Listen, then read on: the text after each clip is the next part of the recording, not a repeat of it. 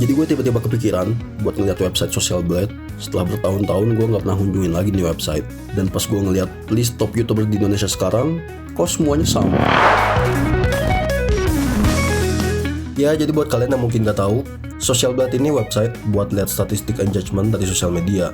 Dulu website ini banyak dipakai orang-orang buat ngeliat penghasilan YouTuber-YouTuber yang padahal datanya nggak akurat. Dulu ada juga orang yang bikin konten ngebahas penghasilan YouTuber-YouTuber pakai data dari website ini.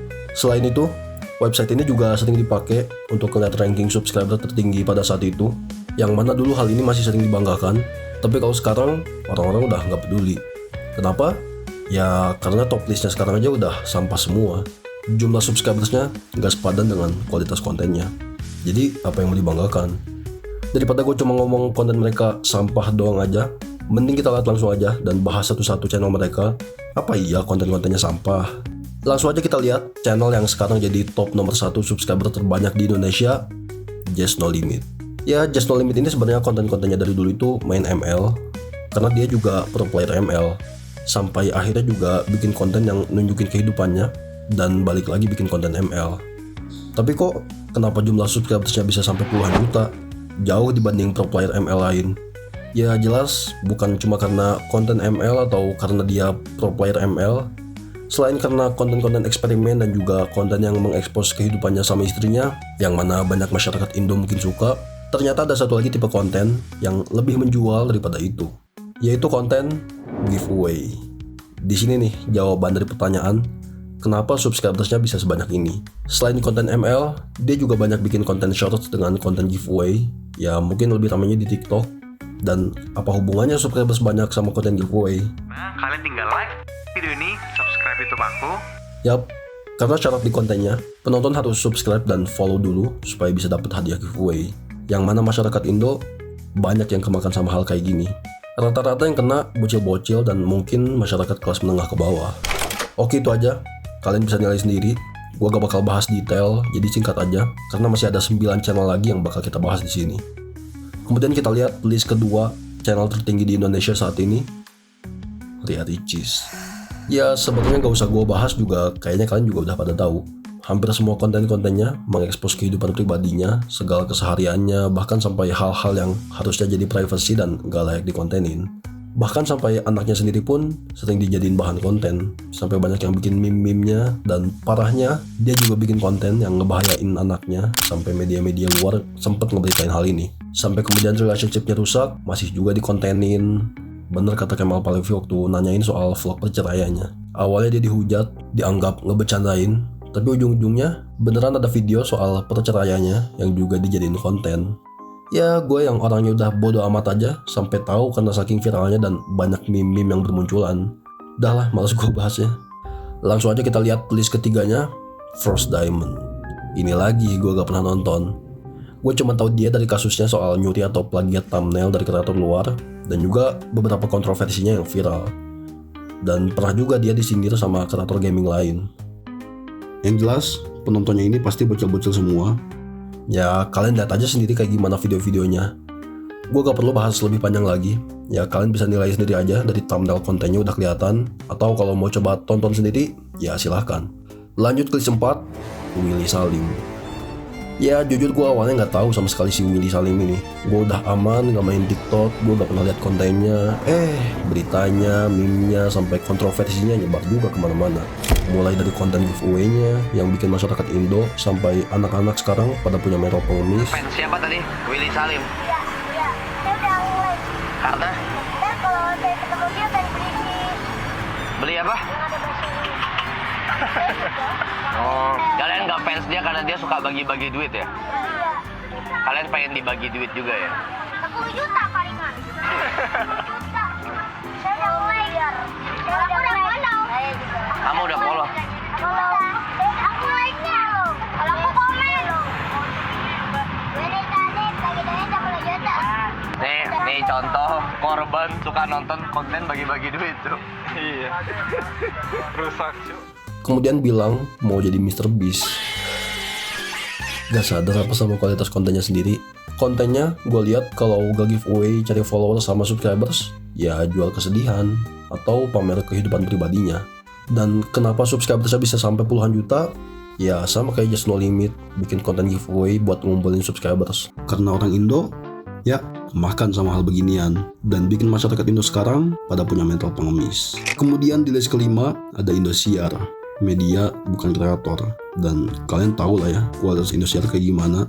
Sinetron-sinetronnya aja udah menyaingi Marvel. Gak heran banyak masyarakat Indonesia yang masih suka nontonin. Isinya kalau gak sinetron, ya dangdut atau gosip, kesukaan rakyat Indonesia. Nah, di list ke-6 cukup menarik nih.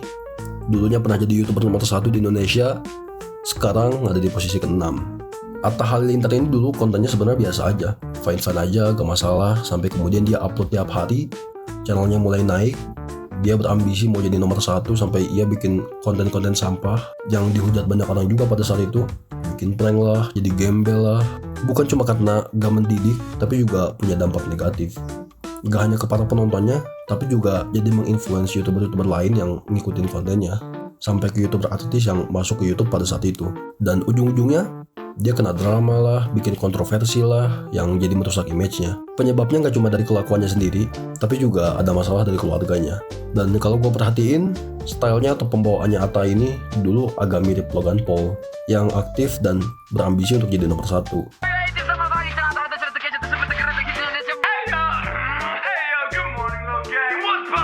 Ya ini entah cuma kebetulan mirip atau dia emang terinspirasi dari Logan Paul.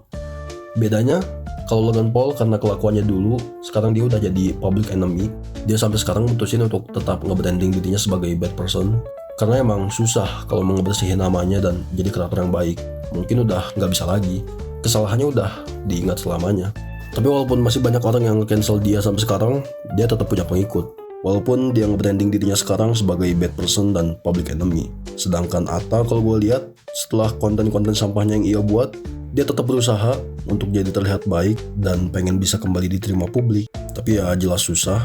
Gue lihat sekarang pun di komen beberapa video yang ngundang Atta, banyak orang yang masih gak suka karena image dia juga udah makin jatuh. Makanya Logan Paul milih untuk jadi public enemy sekalian sampai sekarang. Selain karena Atta pernah jadi YouTuber nomor 1 di Indonesia, penyebab subscribersnya bisa sampai puluhan juta juga gak jauh-jauh dari bikin konten giveaway seperti kreator lain sebelumnya. Dan sekarang kontennya gak jauh berubah dari dulu. Sekarang dia bikin vlog yang mengekspos kehidupan keluarganya, masih bikin konten review rumah public figure lain, dan ya gitulah. Kemudian di list ke-7 ada media lagi dari TV, yaitu Trans 7. Kalau dibilang sampah, sebenarnya gak terlalu buruk juga sih. Tapi ya tetap tahulah program TV isinya kayak gimana. Walaupun ada juga program-program yang bagus dari Trans 7 ini. Tapi yang miris kan, kalau dulu YouTube lebih dari TV, boom. Sekarang TV pindah ke YouTube, boom. Sekali lagi, gak salah. Cuma jadi nutupin YouTuber-YouTuber asli yang udah aktif dari dulu aja. Yang udah bikin karya-karya bagus yang kreatif. Oke, list ke-8, Trans atau ya Raffi Ahmad. Ya mungkin bisa dibilang dia ini jadi pionir di YouTube. Pionir YouTuber artis masuk ke YouTube. Jujur gue dari dulu sampai sekarang gak pernah sama sekali nonton videonya. Gue cuma lihat dia di konten dari kreator lain aja. Gue bukannya benci atau gak suka sama Raffi Ahmadnya, tapi ya gue gak suka sama kontennya aja. Karena konten-kontennya kebanyakan cuma nge-expose kehidupan keluarganya dan anaknya aja. Gak jauh beda sama channel-channel sebelumnya. Apakah salah? Ya mungkin gak salah. Bagi sebagian orang Indo, mungkin ini menarik atau menghibur. Tapi yang kebanyakan orang gak tahu, family vlog sama video yang nge-expose kehidupan pribadi, apalagi ngejual anaknya tuh beda. Ya mungkin beda tipis lah. Biar lebih jelas, gue tunjukin perbedaannya. Ini mereka yang bikin vlog atau video yang nge-expose kehidupan keluarganya, ngejual anaknya, yaitu bahasa kasarnya. Kalian bisa lihat dari thumbnailnya aja udah jelas apa yang dijual atau ditunjukin di situ. Kemudian isi videonya ya benar-benar cuma ngerekam aktivitas keluarganya atau anaknya aja. Apapun itu, walaupun gak jelas, atau sengaja dibuat-buat untuk jadi bahan judul konten clickbaitnya. Biasanya, anaknya selalu disorot, karena itu yang mereka jual dan udah ditunjukin juga di thumbnail. Ditambah, editingnya norak, pakai sound efek alay, subtitle tanpa mikirin view angel yang bagus, dan meme-meme yang mereka anggap lucu. Kemudian ini, baru family vlog. Sharing kehidupan keluarganya, nunjukin aja, bukan nge-expose apalagi menjual anaknya untuk jadi objek utama di kontennya. Pertama-tama, kalian lihat aja dari thumbnailnya. Gak norak kayak yang tadi kan? Karena yang dijual atau tujuan utamanya ya cuma sekedar sharing atau nunjukin aja kehidupan mereka keluarganya. Kemudian jadi dokumentasi juga, dan ketika kita lihat videonya, mereka cuma nunjukin kehidupan keluarganya aja tanpa nunjukin hal-hal yang memang harus jadi privacy dan gak layak dikontenin untuk ditampilin ke publik.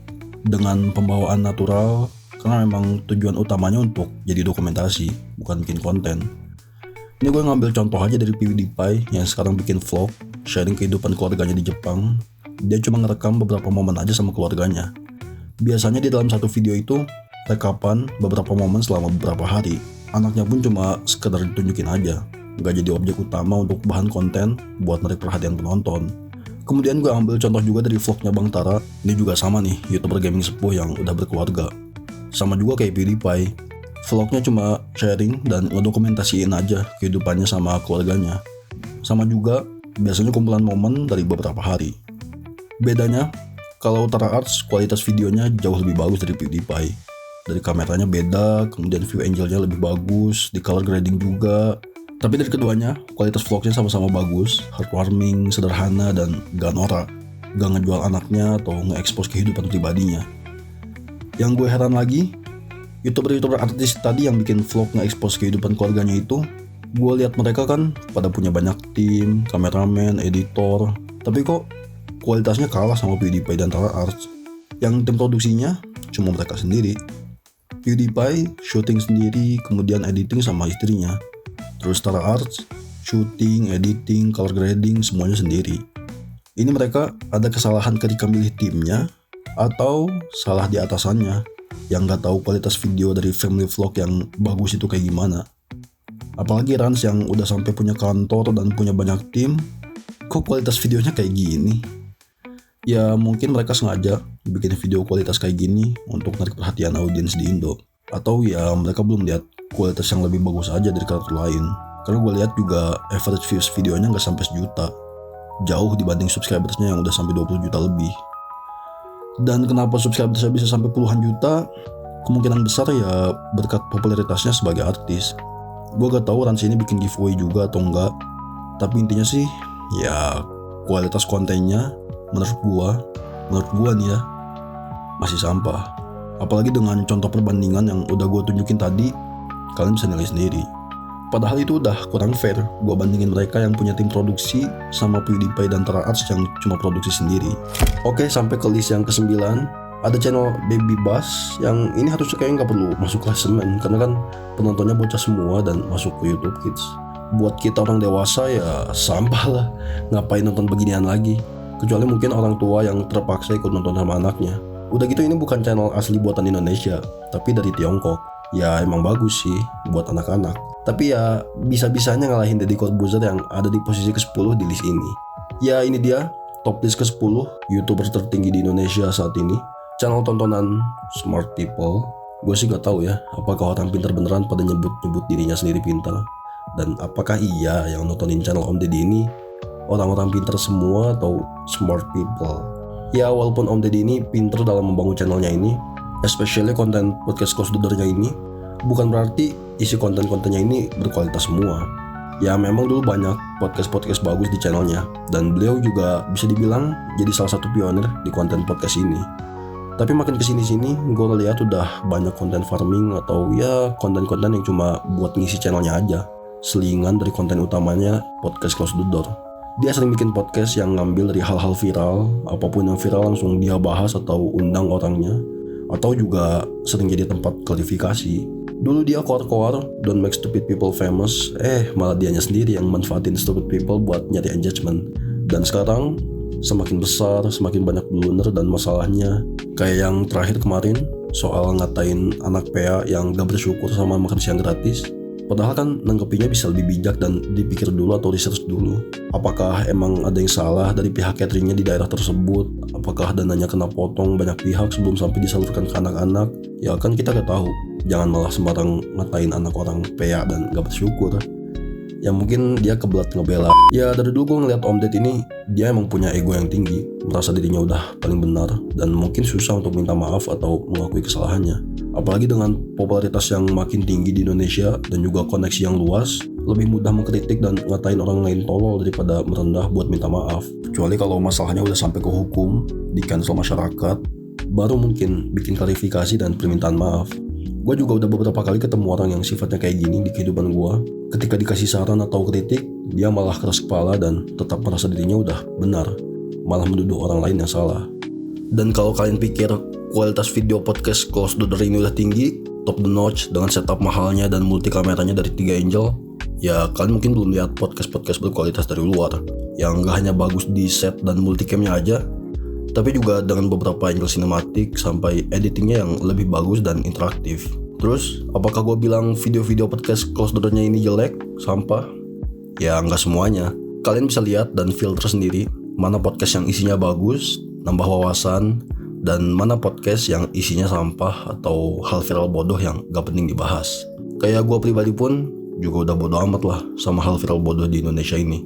Gak perlu tahu dan gak mau tahu. Kecuali kalau hal viral tersebut udah berdampak buruk untuk banyak orang dan kehidupan gue juga. Dan ini yang gue heran juga sama kayak Run Study dan kreator-kreator sebelumnya. Kreator besar kayak gini, kualitas desain thumbnailnya kayak YouTuber amatiran atau ya tipikal YouTuber Indo sih. Bikin thumbnail isinya penuh tulisan clickbait pakai font yang aneh. Yang mana gue gak pernah lihat sama sekali kreator luar yang bikin thumbnail kayak gitu. At least kalau mau masukin banyak tulisan, mereka masih mikirin fontnya, warnanya, dan layoutnya. Ini gue coba kasih perbandingan aja thumbnail versi gue yang lebih clean dan gak norak dari salah satu video di Corbuzier. Gue gak bilang desain versi gue lebih bagus, kalian yang nilai sendiri mana yang kelihatan lebih profesional di antara thumbnail ini. Betul, ini desain buatan Artajer Studio yang ngedesain thumbnail yang ada di Naruto. Kalau kalian ada kebutuhan desain, mau thumbnail atau lainnya, ya kalian bisa DM aja ke Instagramnya @artajerstudio. Tapi ya lagi-lagi, tujuannya mungkin untuk menarik perhatian penonton di Indo, tapi jadinya malah nunjukin kualitas yang rendah sebagai kreator besar, yang juga jadi contoh untuk banyak orang. Sampai akhirnya, kalau kalian lihat kreator-kreator Indo, rata-rata desain thumbnailnya pasti kayak gini. Full, banyak tulisan clickbait, tempelan-tempelan gambar, tanpa mikirin layout yang rapi. Kenapa kok bisa bilang kualitas konten mereka ini kurang, atau ya lebih kasarnya ya sampah? Karena gue udah ngeliat banyak konten-konten berkualitas lainnya dari banyak kreator di seluruh dunia. Dan memang entah kenapa rata-rata kreator yang kontennya berkualitas itu penontonnya biasanya lebih sedikit ketimbang kreator yang bikin konten sampah atau konten yang menjual cuma buat naikin engagement. Jadi gak heran kenapa sekarang posisi atau rank YouTuber tertinggi udah gak terlalu dibanggakan dan orang-orang udah gak peduli lagi. Orang isinya sampah semua, beda sama era YouTube yang dulu, di mana top list YouTuber tertinggi sering dipantau dan selalu dibanggakan sama para kreator dan penontonnya. Coba sekarang kreator yang subscribersnya puluhan juta kayak gini, ketika mereka nunjukin channelnya ke orang misalnya buat pamer atau promosi, dari jumlah subscribers iya besar, tapi gak sebanding sama viewsnya. Dan yang terpenting, kualitas isi kontennya. Kalau mereka besar dengan konten-konten kayak gini doang aja, apa yang bisa dibanggakan?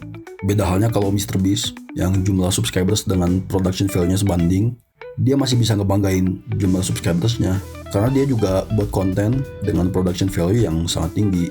Jumlah subscribers sama jumlah views-nya masih stabil.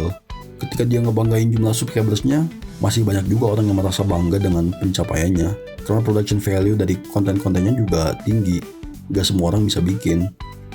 Coba lihat beberapa channel-channel tadi, subscribers puluhan juta, tapi rata-rata views videonya nggak sampai sejuta. Makanya gue juga lebih bersyukur mending dapat views banyak aja daripada subscribers banyak. Karena pressure-nya juga beda. Gue lebih milih ngutamain kualitas dan value yang bisa gue buat, yang gue kasih untuk penonton gue, dan juga gue pribadi di masa depan ketika lihat channel ini nanti, daripada bikin konten sampah cuma buat nyari engagement. Makanya buat kalian yang mau improve ganti ke tontonan yang lebih berkualitas, tapi bingung gak tahu mana aja tontonan atau channel-channel berkualitas yang ada di YouTube, gue bikin segmen di Naruto YouTube series, yaitu Naruto YouTube Discover. Dimana di situ gue bakal ngebahas dan sharing kreator-kreator berkualitas yang gue rekomendasiin untuk coba kalian tonton. Sejauh ini, gue baru bikin satu video di segmen itu, dan gue harap kalian yang ngikutin segmen ini bisa tahu banyak kreator-kreator berkualitas yang bahkan masih underrated. Tujuannya apa? Ya supaya ningkatin standar kualitas konten kalian dengan referensi-referensi yang kalian dapat dan juga memperluas wawasan kalian.